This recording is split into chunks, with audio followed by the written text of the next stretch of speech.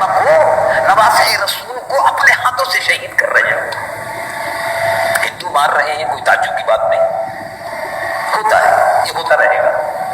ایک وقت ایسا آئے گا کہ انشاءاللہ امریکہ نے افغانستان کی سرزمین پر مسلمانوں کو مارا ہے، مسلمانوں کا خون بہایا ہے، ابھی بھی بے گناہ مسلمانوں پر بمباری ہو رہی ہے، اور وہ سمجھتے ہیں کہ رات کا ڈیر ہوگی. ڈھیر افغانستان رات کا ڈھیر بن گیا، لیکن اسی رات کے ڈھیر میں سے شرر اور شعلے اٹھیں گے جس سے انشاءاللہ اسلام زندہ ہوتا ہے ہر کربلا کے بعد. جہاں اسلام زندہ ہوگی.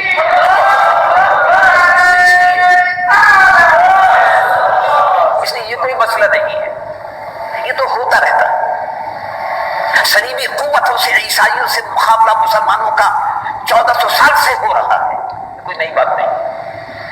افغانستان کے مسئلے پر صلیبیوں نے، یہودیوں نے جس طرح سے بمباری کر کے افغانستان کے مسلمانوں کو تباہ اور برباد کرنا چاہا ہے اور کر رہے ہیں، کوئی نئی بات نہیں. یہ ہوتا ہے، ہوتا رہے گا، اور انشاءاللہ یہیں سے اہل ایمان سورت خورشید ابھریں گے.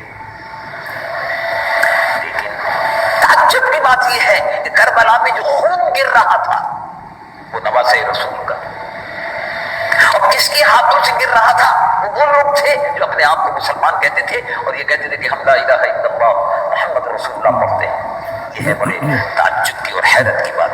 لیکن اللہ تبارک و تعالی جل جلالہ نے بتایا یہ کہ امت مسلمہ کا ایک ایک فرد جان کی قربانی دیتا ہے.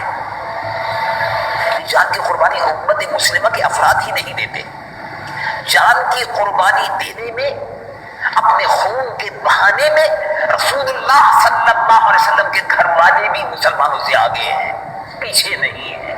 امت یہ خیال نہ کرے کہ ہم ہی قربانی دیتے آئے یا ہم ہی قربانی دیتے ہیں.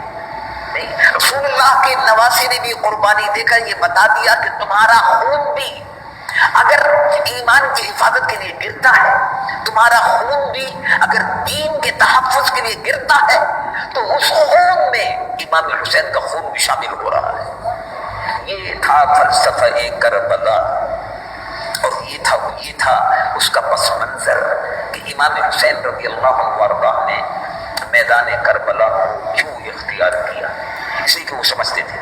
اللہ رب العالمین قرآن مجید فرقان حمید میں ارشاد فرماتا ہے، رب العالمین جل جلالہ عما نوالہ ارشاد فرماتا ہے الذین